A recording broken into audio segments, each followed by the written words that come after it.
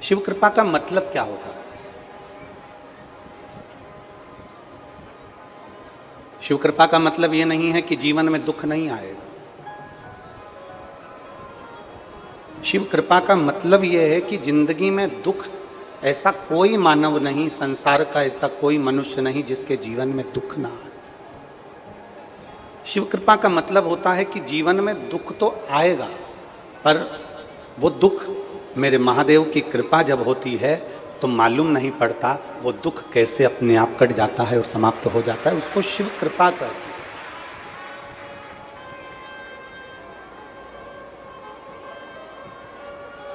जिन ओंकारेश्वर भगवान की पवित्र भूमि पर हम बैठकर कथा सुन रहे हैं, जरा विचार करिएगा अपने भाग्य का। जिस भूमि पर मार्कंडे ऋषि बैठकर धर्मराज युधिष्ठिर को कथा सुनाते हैं, जिस भूमि पर आकर अर्जुन भगवान शंकर को स्तुति कर याद करता है और भगवान शंकर को प्राकट्य होने के लिए कुछ संपूर्ण विश्व में यज्ञ करता, जो यज्ञ को भूल गए थे उस यज्ञ को कराने के लिए वापिस देवादिदेव महादेव को प्रकट करता। इंद्र के सारथी मातली भगवान शिव का जिस भूमि पर गुणगान करते हैं, जिस भूमि पर साधारण कोई संत नहीं, साधु नहीं, सन्यासी नहीं, तपस्वी नहीं, साधक नहीं, उपासक नहीं, जिस भूमि पर मां नर्मदा के तट पर भगवान ओमकारेश्वर की पवित्र भूमि पर अगर एक कंकर भी हमको मिलता है तो वो शंकर का प्रतिबिंब हो जाता है, तो यहां रहने वाला एक एक मनुष्य संत के बराबर हो जाता है।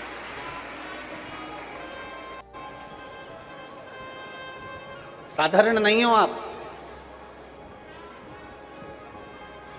आप यदि कथा श्रवण करने के लिए आए हो तो मेरे देवादिदेव महादेव के कोई आपका संबंध पुराना होगा, कोई रिश्ता आपका और बाबा का पुराना होगा, जो मेरे ओमकारेश्वर बाबा ने आपको झाला देकर यहां बुलाकर कथा श्रवण करवा दी।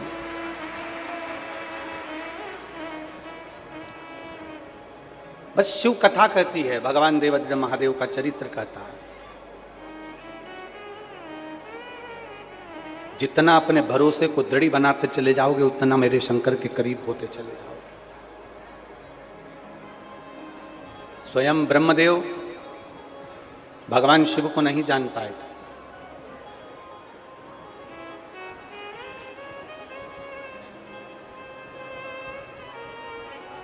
ब्रह्मा जी भगवान शंकर को नहीं पहचान पाए, और नहीं पहचान पाए तो उन्होंने, ब्रह्मदेव ने स्वयं भगवान नारायण से कह दिया था कि मुझे मेरे पिता का नाम मालूम है कि आप मेरे पिता हो, पर क्या आपको आपके पिता का नाम मालूम है कि आपका पिता कौन है?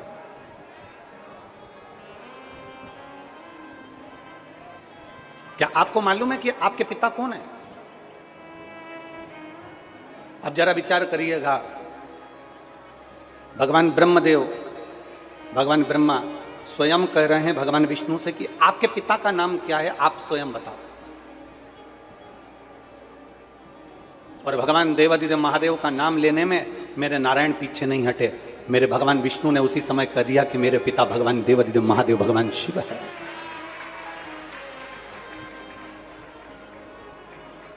जिसने दिया है ना, उसका गुणगान करने में पीछे क्यों हटना?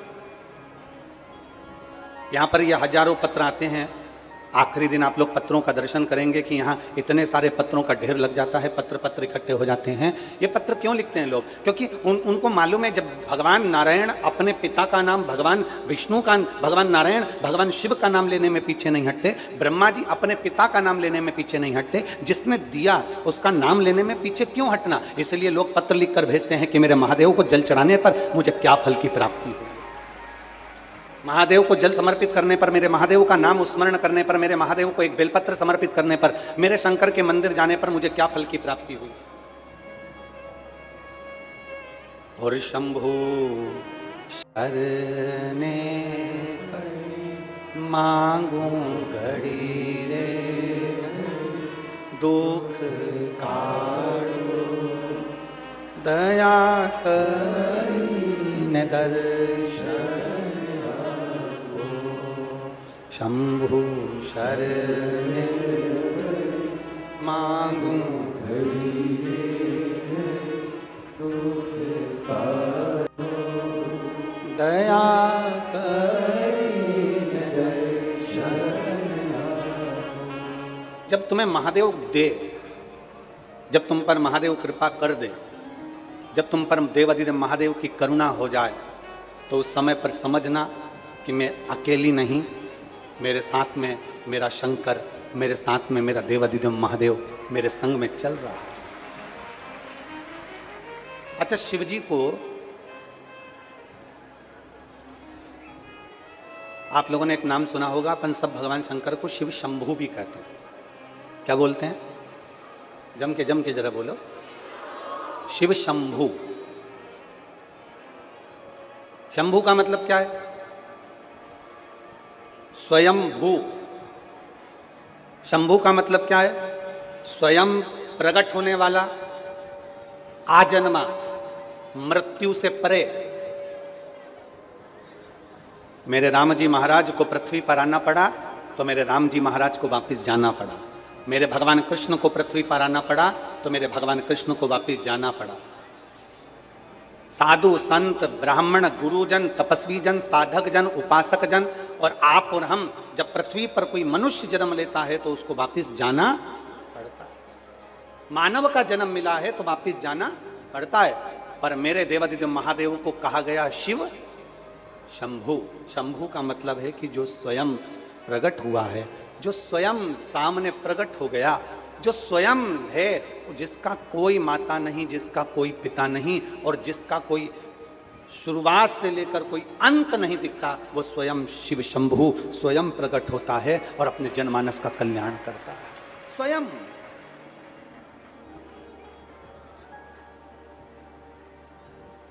और शंभु शरणे मांगू घड़ी रे दुख दया कर दर्शन। जो स्वयं प्रकट है, जो दुनिया का दुख हरने के लिए हमेशा निरंतर विराजमान है।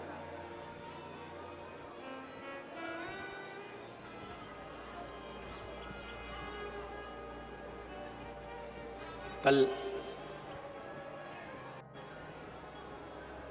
माननीय विधायक जी पटेल जी के साथ में मां नर्मदा जी का पूजन करने के लिए, मां नर्मदा जी की कृपा से, मां नर्मदा जी कहीं इशारा कर कर झाला देकर अपने पुत्र को बुला ली होगी, तो मां की करुणा हुई तो नर्मदा जी का पूजन करने के लिए गए। अब मां नर्मदा जी का पूजन करने के लिए गए, वहां पर विप्र ब्राह्मण श्री श्री रविशंकर जी महाराज जी के सानिध्य में जो आश्रम है, उसी में जो वेदशाला पाठशाला है, वहाँ के विद्वान ब्राह्मणों ने पूजन कराई।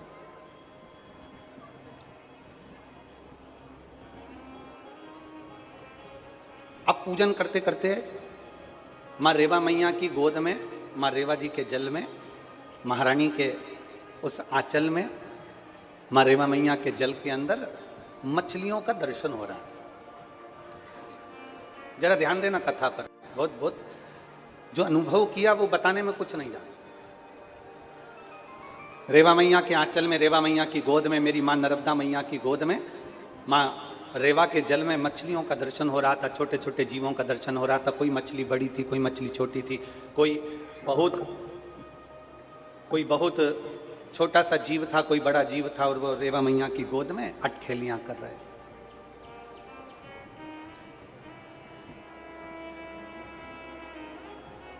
अब मन में ब्राह्मण देवता ने हाथ में पुष्प देकर बिठाया और वो मछलियां, वो जीव दिख रहे थे, तो मन में एक भाव प्रकट हुआ।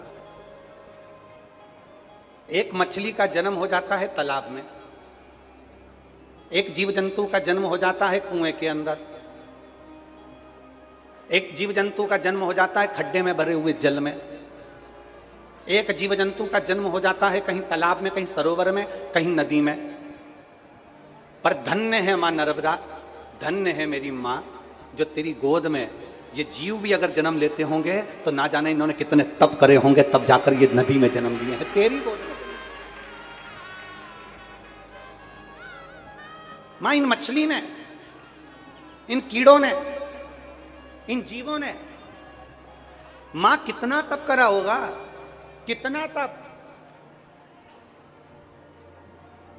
मां इन जीवों ने कितना तप करा होगा, तप तेरे जल में। हे माई नर्मदा,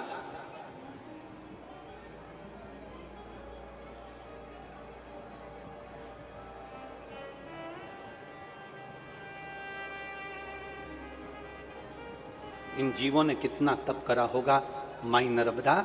इन जीवों ने कितनी साधना करी होगी और इन जीवों ने कितना तप करा होगा, हे माई नर्मदा।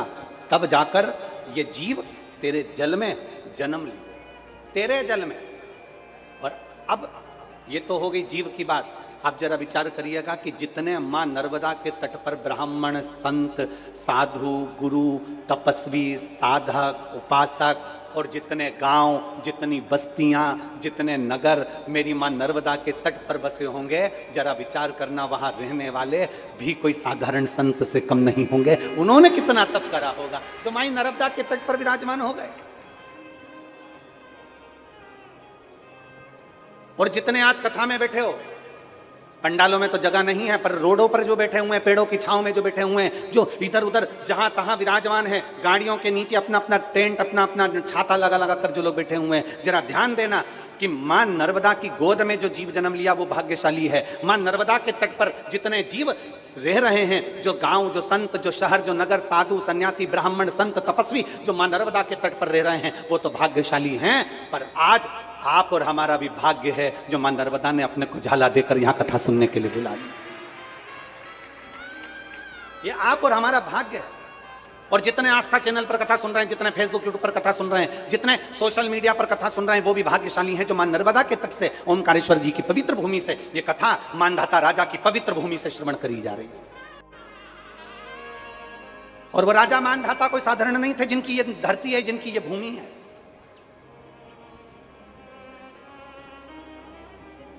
उज्जैन में क्या महाकाल बाबा ऐसे ही प्रकट हो गए? काशी में क्या मेरे विश्वनाथ जी ऐसे ही प्रकट हो गए? सोमनाथ जी में क्या मेरे सोमेश्वर महादेव ऐसे ही प्रकट हो गए? नागेश्वर भगवान क्या ऐसे ही प्रकट हो गए? मल्लिकार्जुन क्या ऐसे ही प्रकट हो गए? केदारनाथ जी में क्या केदारेश्वर बाबा ऐसे ही प्रकट हो गए? क्या वेदनाथ जी में वेदनाथ जी ऐसे ही प्रकट हो गए? क्या ओमकारेश्वर में मेरा ओमकारनाथ ऐसे ही प्रकट हो गया? नहीं, मेरा ओमकारेश्वर बाबा ऐसे ही प्रकट नहीं हुआ। ना जाने कितने तप साधना कितना कितना करा होगा, तब जाकर हमको और आपको, और ये कली काल में 12 ज्योतिर्लिंग में अगर लिंग का दर्शन, शिव का दर्शन यदि आप और हमको हो रहा है, तो अपने आप को भाग्यशाली समझना कि मेरे भोले बाबा की बड़ी कृपा है जो 12 ज्योतिर्लिंग का दर्शन हो रहा है। ये हमारा और आपका भाग्य है। एक कथा आती है, ये ओमकारेश्वर की धरा को मानधाता ओमकारेश्वर भी कहते हैं। ओमकारेश्वर वाले जानते होंगे इस बात को। एक पवित्र चरित्र आता है। इच्छावकु वंश में एक राजा हुए जिनका नाम था योगनाश। बड़े प्रतापी थे, बड़े धर्मात्मा थे, भगवान की अविरल भक्ति में डूबने वाले थे, और इनका तपबल बड़ा तीव्र था। पर मेरा जो देवाधिदेव महादेव है ना, वो बड़ी बड़ी विचित्र विचित्र लीला करते हैं। मेरे शंकर बड़ी विचित्र विचित्र लीला करते हैं, बहुत विचित्र लीला।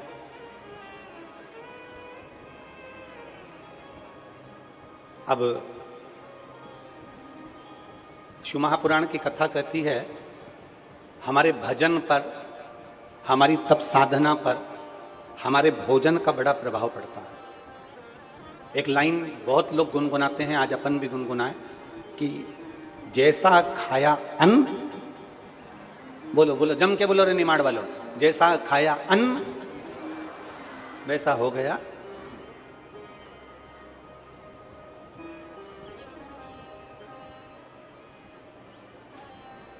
जैसा खाया अन्न वैसा हो गया।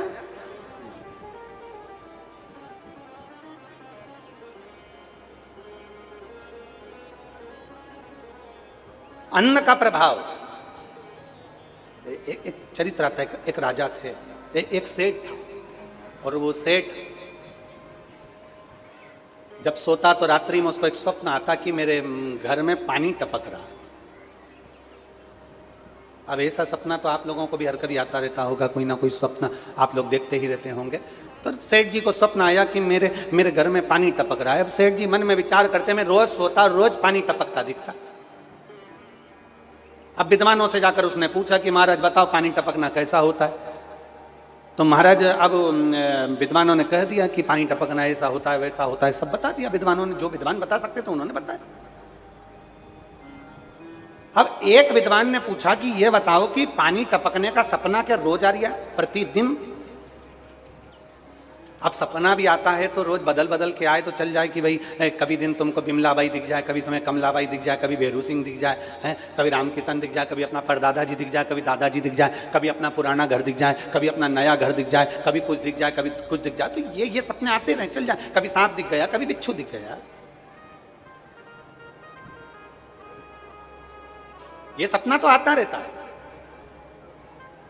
एक विद्वान ने पूछा ये बताओ क्या तुमको रोज पानी टपकता हुआ दिखता है? उसने कहा कि हाँ महाराज जी, बस समझ में नहीं आता कि मैं रोज, बस दिन में भी अगर मैं थोड़ी देर लेट गया तो मुझे ऐसा लगता है कि मेरे घर में पानी टपक रहा है। मैं रात को भी सो गया तो सपने में आता है कि पानी टपक रहा है। मेरा अच्छा खासा बंगला, 4 मंजिल की मेरी बिल्डिंग, अब इसमें पानी कहां से टपकेगा गुरुजी, मेरे को समझ में नहीं आया। गुरुजी ने कहा अच्छा अभी जा, मैं तुझे बाद में बताऊंगा, जा।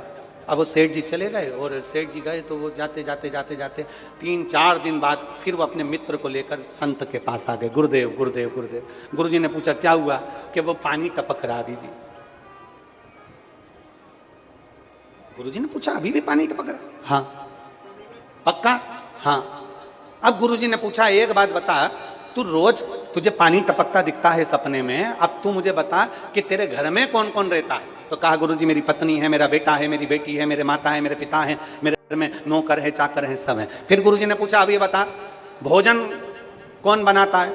तो सेठ जी ने कहा एक भोजन बनाने वाली बाई आती है माता जी, और वो भोजन बनाती है। अच्छा ठीक है, भोजन बनाती है वो? हाँ ठीक है। और तू भोजन करता है? बिल्कुल।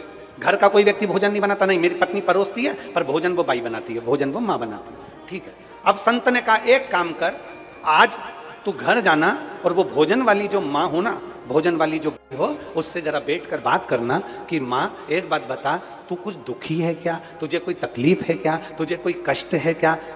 उसने कहा इससे क्या होगा महाराज जी? तो सेठ जी से कहा सेठ तू जरा जाकर मालूम तो कर। अब सेठ जी गए, भोजन बनाने वाली माँ जब भोजन बना रही थी, भाई जब भोजन बना रही थी, सेठ जी उसके पास में गए और जाकर पूछ लिया माँ एक बात बता, तू भोजन बनाती है, तेरे को कोई कष्ट है क्या? तेरे को कोई दुख है क्या? तेरे को कोई तकलीफ है क्या? इतने में बूढ़ी माँ रोती हुई बोली मैं क्या बताऊं सेठ जी, मेरा घर, बारिश का समय, 3 बच्चे मेरे, और वो घर में छपरे में से पानी दिन भर टपकता रहता है। मैं उसके टेंशन में इतनी रहती हूं, मेरे बच्चे गीले होते रहते हैं, मैं कैसे उनको सुलाऊं? ये मेरा दुख है। मैं दिन भर यही सोचती रहती हूँ मेरे बच्चे कैसे सोएंगे, क्या करेंगे, पानी टपकता है मेरे घर के अंदर, बस वो मेरी तकलीफ है। इतने में दौड़ कर सेठ जी अपने संत के पास गए। गुरुजी मैंने उससे पूछ लिया, वो कह रही थी कि मैं दुखी हूँ, मेरे घर में पानी टपकता है। बस गुरुजी ने कहा भोजन बनाने वाली जैसा भोजन बनाते समय अपनी बुद्धि और विवेक को रखती है, वैसा खाने वाले पर असर पड़ जाता है, और वो असर तुझ पर पड़ गया, वो असर तुझ पे पड़। जैसा खाया अन्न, बोलो बोलो रे जी जीवन साहब बोलो, और मेरे जी जान भी बोलो, जैसा खाया अन्न वैसा हो गया मन। जिस दिन आपको क्रोध आ रहा है, जिस दिन आपके मुख से अपशब्द निकल रहा है, जिस दिन आपके मुख से गाली निकल रही है, जिस दिन आपके मुख से बद्दुआ निकल रही है, जिस दिन आपके मुख से आड़े टेढ़े शब्द निकल रहे हैं, जिस दिन आपके मुख से अपशब्द निकल रहे हैं, जिस दिन आपके मुख से किसी के लिए आड़ा टेढ़ा निकल रहा है, समझ लेना हमने किसी ऐसे वैसे के घर का अन्न खा लिया, इसलिए हमारे मुख से आज अपशब्द निकल रहे हैं, हमारे मुख से आड़े टेढ़े वचन निकल रहे हैं, हमारे मुख से अपशब्द निकल रहे हैं। हमने किसी के यहाँ का कुछ ऐसा खा लिया, किसी के यहाँ का कोई पदार्थ आ गया, किसी के यहाँ का कोई भोग आ गया, किसी के यहाँ का कोई वस्तु आ गई जिसको हमने ग्रहण कर लिया, जिसके कारण आज मुझे क्रोध आ रहा है, जिसके कारण आज मुझे ईर्ष्या उत्पन्न हो रही है, जिसके कारण आज मुझे क्रोध की उत्पत्ति हो रही है। विचार करना, मनन चिंतन करना, बैठ के एकांत में विचार करना कि मैंने किसके घर का अन्न खा लिया जो आज मेरी बुद्धि बिगड़ गई, मैंने किसके घर का अन्न खाया। मैंने किसके घर का भोजन ग्रहण कर लिया जो मेरा विवेक बिगड़ गया? मैंने अपशब्द कैसे कह दिया? मैंने ताने कैसे दे दिए? मैंने गाली कैसे दे दी? मैंने आड़ा टेढ़ा कैसे कह दिया? मैंने क्रोध क्यों आ रहा है? जब घर में सब नॉर्मल है, जब घर में सब शांति है, तो तुम्हें क्रोध क्यों आ रहा है? समझना कि हमने कहीं किसी के घर का ऐसा अन्न तो नहीं खा लिया जिस अन्न के कारण आज हमें तकलीफ भोगना पड़ रही है। और मत बुरे कर्म कर बंदे वरना पछताएगा, भगवान की आंखों से तू बच नहीं पाएगा, तू बच नहीं पाएगा। अरे ओ अज्ञानी मत कर नादानी, अरे ओ अज्ञानी मत कर नादानी। जरा विचार करिए अपने भीतर, जरा अपने विचार करिए कि हम कौन सा अन्न ग्रहण कर रहे हैं। दो जगह बहुत ध्यान देना महाराज। आप ब्रज की रज में जाएं, मां यमुना जी का पान करिए। आप मां रेवा के तट पर जाएं, मां नर्मदा जी के जल का दर्शन और पान करिए। आप मां गंगा के घाट पर जाएं, काशी जाएं, हरिद्वार जाएं, आप प्रयागराज जाएं, मां गंगा के जल का आचमन करिए, प्रणाम करिए। और किसी मंदिर में, किसी देवालय में, किसी शिवालय में, मेरे राम के मंदिर में, मेरे कृष्ण के मंदिर में, मेरे शंकर के मंदिर में, मेरे नारायण के मंदिर में, मेरे गुरुजन के मंदिर में, मेरे दत्त भगवान के मंदिर में, मेरे भगवान के मंदिर में, 33 कोटि देवताओं के मंदिर में, और किसी संत गुरु की शरणागति में, किसी संत की कहीं समाधि स्थल पर, किसी संत के दरवाजे पर, किसी संत के आश्रम पर, किसी संत के द्वार पर अगर पहुंचे तो दो चीजों का स्मरण करना। एक बार वहां की रज को अपने मस्तक जरूर चढ़ाना, और दूसरी बार वहां अगर पीने के लिए पानी मिल जाए, जल आचमन करने के लिए मिल जाए, तो जल का आचमन जरूर करना। उससे हमारा मन, तन और बुद्धि पवित्र होती चली जाती है।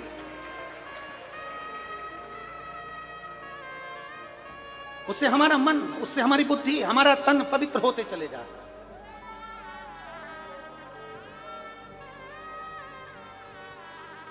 मैं धन्यवाद दूंगा संपूर्ण ओमकारेश्वर के आसपास के सभी ग्रामीण वासियों को। खरगोन, खंडवा, मोरटक्का, चाहे उस पार नर्मदा जी के बसे हुए गांव हों, चाहे इस पार के सारे गांव हों, चाहे वो बूंदी हो, चाहे वो आसपास के सतवास हो, ये हो, सब आसपास के ग्रामीण वासियों को साधुवाद दूंगा कि मां नर्मदा जी के तट पर चल रही इस कथा में ऐसा कोई गांव का व्यक्ति नहीं है जिसने सहयोग नहीं करा। जगह जगह पानी के टैंकर लगा देना, जगह जगह नाद भर कर रख देना, जगह जगह पानी के प्याऊ की व्यवस्था कर देना, जगह जगह पानियों की व्यवस्था कर देना। और ऐसी व्यवस्था का दर्शन कल हमको किसी ने आश्रम पर सीहोर में मैसेज करा, और मैसेज कर कर कहा कि गुरुजी हम इतनी कथाओं में गए, पर ओमकारेश्वर की कथा में जो गांव के लोगों ने पानी की व्यवस्था और अन्य व्यवस्था करी, ऐसी व्यवस्था कहीं नहीं मिल पाई। धन्य है रे मां रेवा के तट पर रहने वाले ओमकारेश्वर के सारे ब्राह्मण, संत, साधु, सन्यासी, तपस्वी, साधक और सारे ग्रामीण वासियों को नमन करता हूं, प्रणाम करता हूं। मैं इस मां नर्मदा के तट पर रहने वाली मेरी जीजियों के चरणों को दंडवत करके प्रणाम करता हूं, नमन करता हूं कि मेरी बहनों ने अपने अपने घर के दरवाजे अपने अपने आए हुए मेहमानों के लिए खोल दिए। एक बार जोरदार ताली बजाओ मेरी इन बहनों के लिए। बहुत साधु, धन्य है आपको, साधुता है आप। धन्य है ग्रामीणवासी जिन्होंने ट्रैक्टर, ट्राली, टैंकर सब लगा रखे हैं लाइन से लेकर वहां तक। धन्यवाद। और मिला ये मानव का जो देह मिला है ना, मानव का जो शरीर मिला है ना, ये बड़ी मुश्किल से मिला, बड़ी मुश्किल। वो कहते हैं ना, अरे मैंने मानव जन्म तुझको हीरा,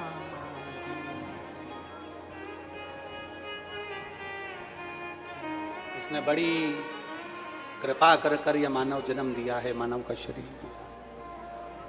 मैंने मानव जन्म तुझको हीरा दिया, तू यूं ही गवाए तो मैं क्या करूं। मैंने मानव जन्म तुझको हीरा दिया। तू यूं ही गवाए तो मैं क्या करूं। मैंने नैनों में ज्योति बराबर है दी। मैंने नैनों में ज्योति बराबर है दी। तू गीता ना पढ़ता तो मैं क्या करूं। मैंने मानव जन्म तुझको हीरा दिया।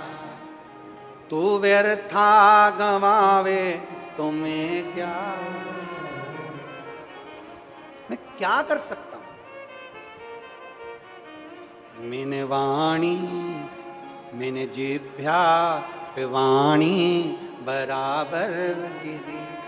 मैंने जिभ्या पे वाणी बराबर गिरी।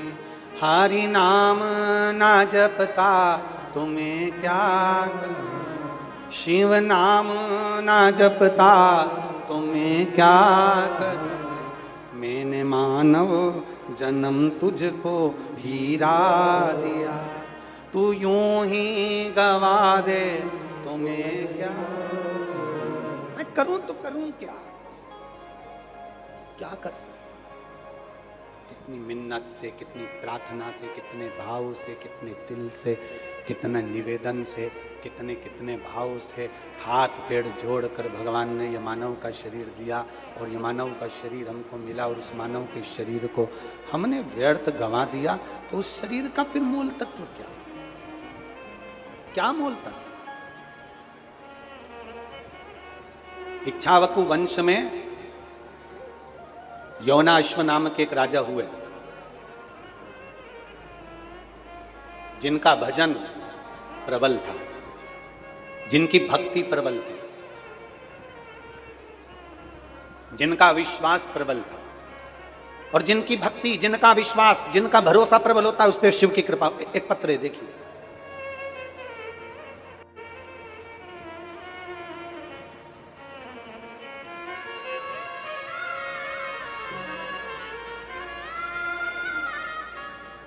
मेरा नाम अनमोल पटेल है।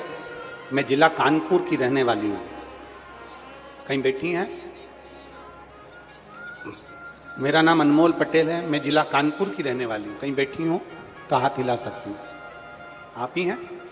ऐसा हाथ हिला दो एक बार। मेरा नाम अनमोल पटेल। अनमोल जी वापस हाथ हिलाओ एक बार। ठीक है, दिख गए। मेरा नाम अनमोल पटेल है। मैं जिला कानपुर की रहने वाली हूं। एक लोटे जल का मैं क्या वर्णन करूं। आ जाओ अनमोल जी, आइए। माँ आई है क्या आपके साथ में? हाथ हिलाओ माँ, आप भी आ जाओ, आ जाओ, आ जाओ, दोनों आ जाओ। मेरा नाम अनमोल पटेल है। मैं जिला कानपुर की रहने वाली हूं। गुरुजी, आप लोग पत्र को एलईडी पर पढ़ सकते हैं, आस्था चैनल पर पत्र को पढ़ सकते हैं। मेरा नाम अनमोल है, अनमोल पटेल। मैं जिला कानपुर की रहने वाली हूँ। गुरुजी, एक लोटे जल का मैं क्या गुणगान करूं। मेरी माँ रेवा देवी को बच्चेदानी में कैंसर लास्ट स्टेज पर पहुंच गया था। बच्चेदानी में कैंसर लास्ट स्टेज पर पहुंच गया था। तब मैंने सन 2022 में आपकी कथा सुनी और मैंने अपनी माँ को शिव महापुराण के बारे में बताया। और वहाँ गुरुदेव कहते हैं कि बाबा पर विश्वास रखो और मंदिर जाओ और मंदिर में जाकर एक लोटा जल भगवान को समर्पित करो। मंदिर में सफाई करो, मंदिर में जाया करो और मंदिर में सफाई करने के बाद भगवान का प्रणाम करो। जो जल चढ़ाओ उसका आचमन किया करो, उसी जल का आचमन कर लो। मैंने अपनी माँ से कहा और माँ ने वो करना प्रारंभ करा। मैं सीहोर गई, एक रुद्राक्ष लाई और रुद्राक्ष लाकर मैंने वो माँ को दिया। तांबे के कलश में उसको गलाकर शिव जी को चढ़ाकर उस जल का आचमन करना प्रारंभ करा। डॉक्टर ने कह दिया था कि लास्ट स्टेज का कैंसर है, अब इनका ठीक होना बड़ा कठिन है, अंतिम समय इनका चल रहा है। आज 2022 से मैंने भगवान देवादिदेव महादेव पर भरोसा करा। आज मेरा पूरा कैंसर समाप्त हो चुका है। मैं बाबा को यहाँ दंडवत प्रणाम करने के लिए आई हूँ। मैं शिव को प्रणाम करने के लिए। मेरा मोबाइल नंबर ये है। मेरे बाबा ने मेरी लाज रखी 2022 से आज तक मुझे ठीक रखा है। ये शिव।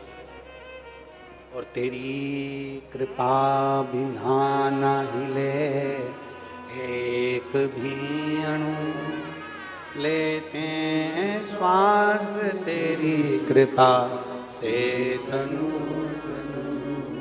बखान क्या करूं मैं राखों के ढेर का, चपटी भगोत में खजाना कुबेर का। हे गंगधार मुक्तिवार ओंकार तू, भोले ओंकार तू। आयो शरण तिहार शंभु तार तार तू। हम देवादिदेव महादेव को अगर भरोसे के साथ में, हम देवादिदेव महादेव को विश्वास के साथ में, हम देवादिदेव महादेव को एक भरोसे के साथ, एक विश्वास के साथ हम देवादिदेव महादेव को जब रिझाते हैं तो मेरा महादेव सुनता जरूर है। मेरा शिव, मेरा ओघड़दानी, मेरा शंभू सुनता जरूर है।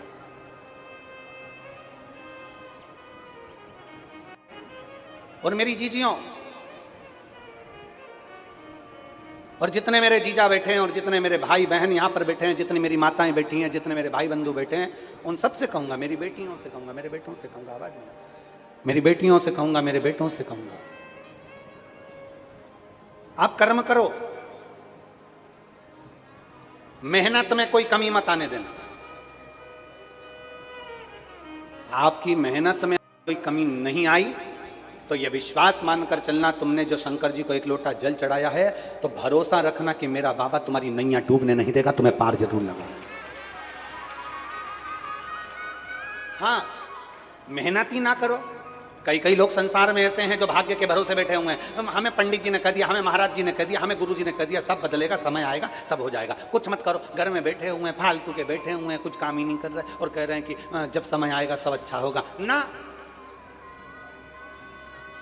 फिर किसी ने पूछा तुम काम पर क्यों नहीं जा रहे, तुम काम क्यों नहीं कर रहे, तुम फॉर्म क्यों नहीं भर रहे, तुम कंपटीशन एग्जाम की तैयारी क्यों नहीं कर रहे, तुम पढ़ाई क्यों नहीं कर रहे, तुम मेहनत क्यों नहीं कर रहे। तो वो कई जीजियों कह देती, मेरी बेटियां कह देती, बेटे कह देते हैं, हम तो एग्जाम दे दे के थक गए, अब नहीं दूंगी मैं, तो हम तो एग्जाम दे देकर थक गए, अब मैं एग्जाम नहीं दूंगी, हम तो मेहनत कर करके थक गए, अब मेहनत नहीं करूंगा, अब नहीं करूंगा। जो लोग कहते हैं ना कि हम फॉर्म भर भर के थक गए, हम मेहनत कर करके थक गए, हम परीक्षा दे दे कर थक गए, हम प्रयास कर करके थक गए, अब नहीं करेंगे, उनके लिए कथा आती है कि एक व्यक्ति रोड के किनारे पे से जा रहा था और रोड के किनारे पर हाथी बंधे थे, और हाथी भी बंधे थे तो वो रस्सी से बंधे थे। थोड़ा ध्यान देना, हाथी कैसे बंधे हैं, जम के तो बोलो, रस्सी से। अब व्यक्ति के दिमाग में आया इतना बड़ा हाथी और रस्सी से बंधा, अगर हाथी को बांधना था तो चेन से बांधना, हाथी को बांधना था तो लोहे की जंजीर से बांधना था, हाथी बंधा वो भी रस्सी से। गजब के लोग हैं। व्यक्ति को बेचैनी होने लगी, आखिर हाथी और रस्सी से बंधा, हाथी और रस्सी से बंधा हुआ है, बड़ी बेचैनी, बड़ी बेचैनी।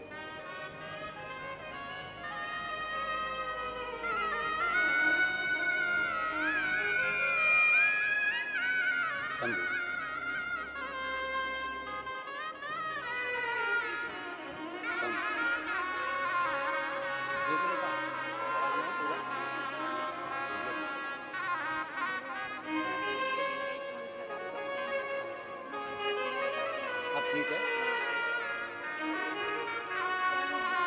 माँ कह रही हैं हम मंदिर जाते हैं, 2022 से कैंसर लास्ट स्टेज का था और डॉक्टर ने कह दिया था कि कुछ महीने की हूं, और 22 से मंदिर जा रही हूं और झाड़ू पोछा कर रही हूं, आज मैं पूर्ण तरह से स्वस्थ।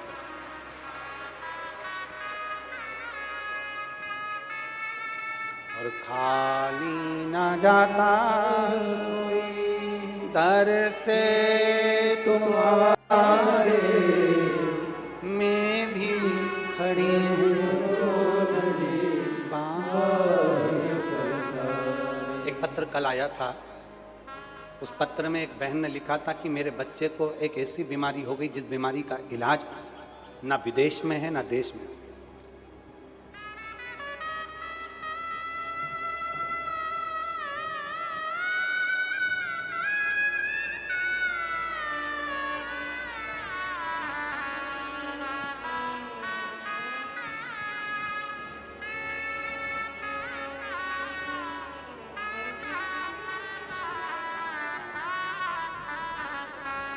जिसने पत्र लिखा था, अगर वो बैठी हो अपने बच्चे को लेकर आई हैं, जिनके बच्चे को एक बीमारी हो गई थी जिसका इलाज के कारण पूरे पांव से धीरे धीरे बच्चा चलना बंद कर देता है और शरीर उसका काम करना बंद कर देता है, जिस बीमारी का नाम भी उन्होंने लिखा था।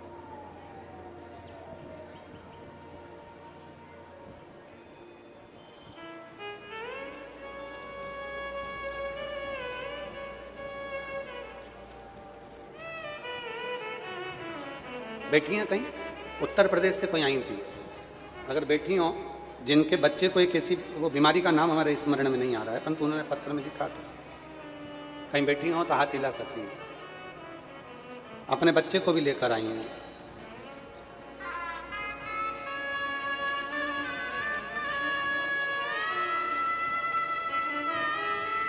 शंभू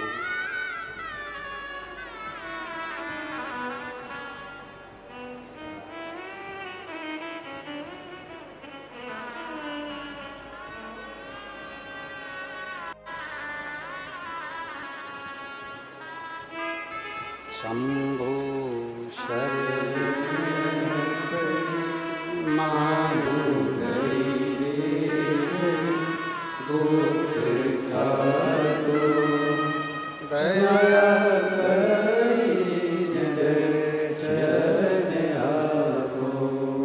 शंभो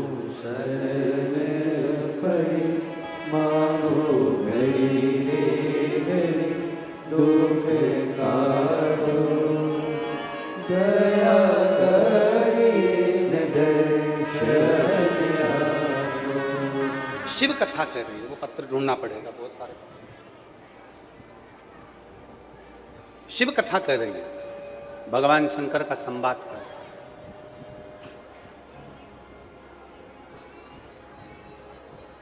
अगर वो कहीं बैठी हो तो अपने बच्चे को लेकर आ सकती है, वो पत्र ढूंढना पड़ेगा वो। तो उन्होंने पत्र में लिखा कि उस बीमारी का इलाज कहीं नहीं है, उसमें धीरे धीरे पांव काम करना बंद करते हैं, शरीर काम करना बंद करता है और बाद में वो पांव और शरीर पूरा काम करना बंद कर देता है। और मेरी बेटी ने, मेरे बच्चे ने चलना बंद कर दिया। और शिव के मंदिर में चढ़ा हुआ जल, शंकर के मंदिर में चढ़ी हुई बेलपत्र इतना प्रभाव कर गई कि मेरा बच्चा आज बाबा की कृपा से ठीक होकर इस पंडाल में आकर बैठा। उसने पत्र में लिखा। कहीं बैठे हो तो हाथ जरूर हिलाइएगा। ये शिव कृपा से, ये शंकर की, यहां कोई नहीं है। और महापुराण की कथा फिर कहती है, दुनिया के लोगों पर भरोसा करोगे तो एक दिन वो भरोसा टूट जाएगा, पर मेरे महादेव पर भरोसा करोगे तो कभी जिंदगी में नहीं टूटेगा। वो भरोसा टूट ही नहीं सकता।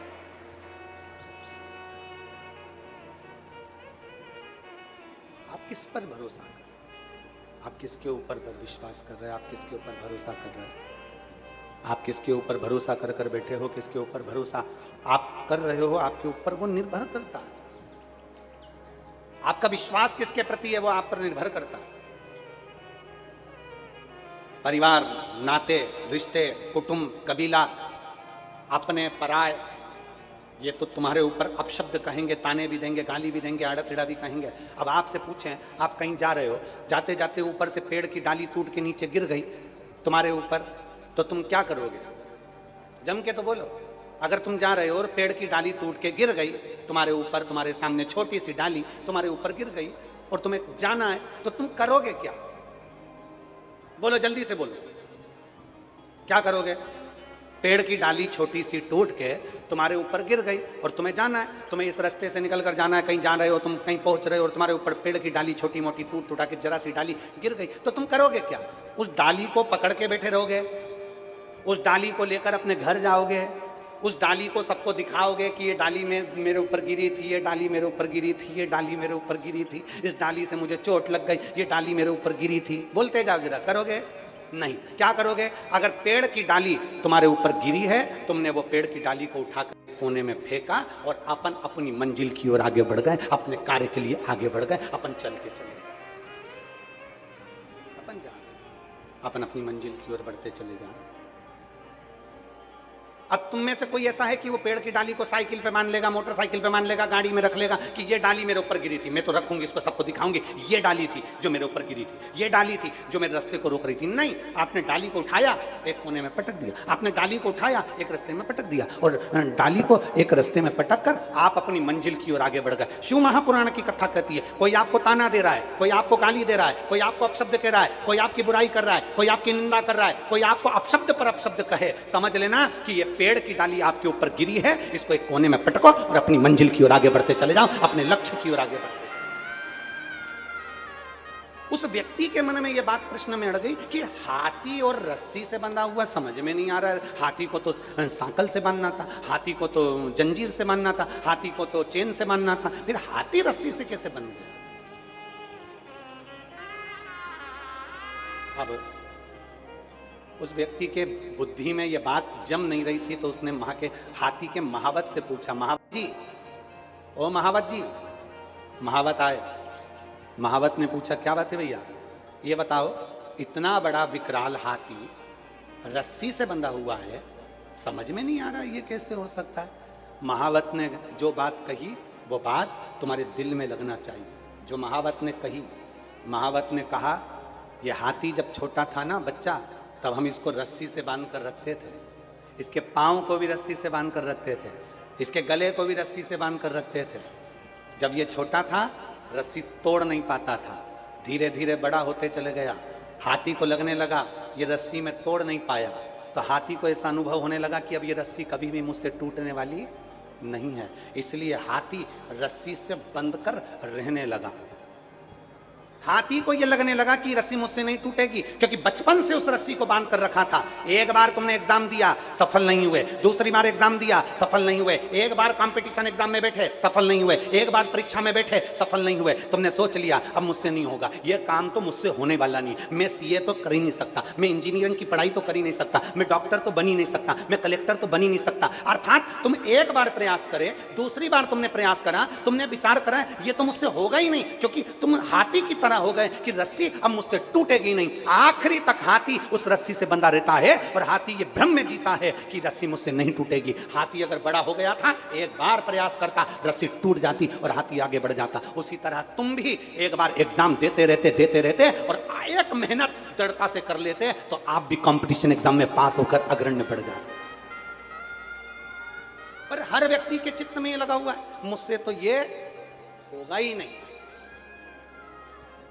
हमारे बस का तो, अरे बोलो बोलो जम के बोलो, हमारे बस का तो मैं तो ये कर ही नहीं सकती। एक बहू में और एक सास में बहुत अंतर होता है। बहू कह देती है मैं ये नहीं कर सकती और सास कह देती है मैं करके बताती। दोनों में अंतर है। बहू कह रही है मेरे बस का नहीं है और सास कह रही है मैं करके दिखाती हूँ। बेटा कह रहा है पापा ऐसा नहीं हो सकता और बाप कहता है तो चिंता मत कर, मैं भी थारा बाप हूं, मैं करके बताऊंगा, और बाप करके ही बता देता है।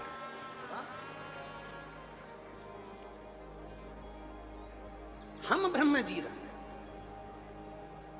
एक बार मेहनत, एक पत्र है देखिए,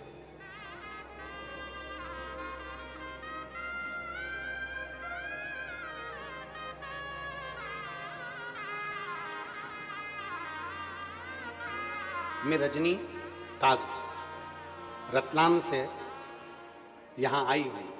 रजनी काग कहीं बैठी हो तो हाथ हिलाइएगा। रजनी जी आप ही हैं, हाथ हिला दो। श्री शिवाय नमस्तु। आ जाओ, एक बेलपत्र ले जाना, आ जाइए। मैं रजनी काग रतलाम से आई हूँ। पत्र को आप लोग एलईडी पर पढ़ेंगे, आस्था चैनल पर पढ़ेंगे। मैं रजनी काग रतलाम से आपके प्रवचन की कथा सुनने के लिए आई हूँ। जिस प्रकार गूंगा मिठाई के स्वाद का वर्णन नहीं कर सकता, केवल स्वयं महसूस करता है, वैसे ही शिवजी की महिमा का मैंने अंतर मन से महसूस किया है और इसका श्रेय बाबा भोलेनाथ को देती हूँ। गुरुजी, मेरी शादी को 2 साल हो चुके थे किंतु संतान नहीं हुई थी। मैंने डॉक्टर से चेकअप करवाया था। बच्चेदानी में गठान होने के कारण डॉक्टर ने मुझे साफ शब्दों में कह दिया था कि आप कभी मां नहीं बन सकती। मैंने भोलेनाथ पर विश्वास करा। रतलाम के पास बिलपाक गांव में विरूपाक्ष महादेव के मंदिर में मैंने बाबा देवादिदेव महादेव की खूब अर्चना करी, बाबा से विनती करी और बाबा से निवेदन कर कर शंकर जी की आराधना करी, जल चढ़ाया, शिव की आराधना करी, बेलपत्र का प्रयोग करा, आंकड़े की जड़ प्रयोग करा। गर्भ ठहर गया, पर डॉक्टर ने कह दिया कि तुम्हारे गर्भ में बच्चा नहीं है, 1 किलो की गठान है। अब फिर जब 1 किलो की गठान, अब करे तो करे क्या? मैं बाबा का क्या वर्णन करूं गुरुदेव। बाबा की ऐसी कृपा हुई कि समय के अनुसार गर्भ में जो बच्चा था उसने जन्म लिया और जन्म लेने के बाद जब गठान की सोनोग्राफी दूसरी बार 6 महीने के पश्चात बच्चे के जन्म के बाद जब दूसरी बार सोनोग्राफी कराई गई तो जो 1 किलो की गठान थी वो भी पूरी गल चुकी थी। मैं बाबा को यहां धन्यवाद देने के लिए, मैं शिव को धन्यवाद देने के लिए। अब ये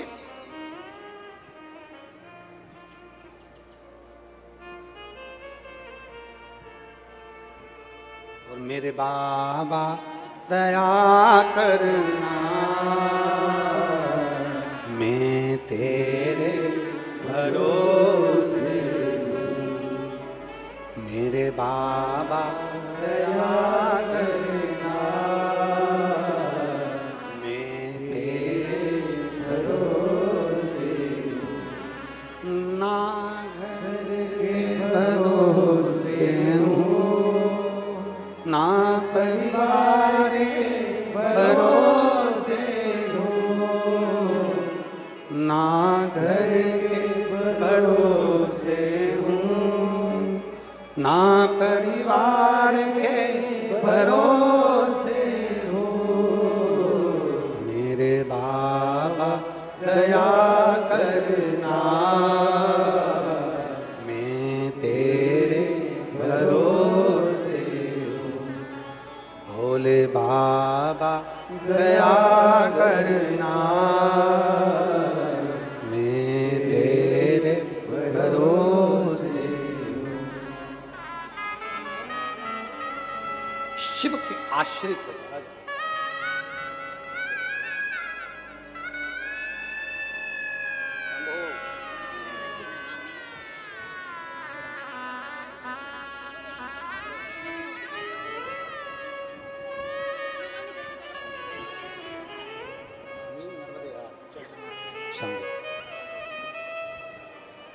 हम उसके आश्रित हो जाएं।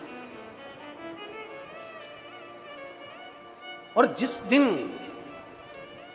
शिव महापुराण की कथा कहती है, जिस दिन हम उसके आश्रित हो गए फिर हमें किसी के आश्रय में जाने की जरूरत नहीं पड़ेगी। वो सब संभाल, सब हमारे सुख को, हमारे दुख को, हमारे जीवन की सभी उलझनों को वो संभाल।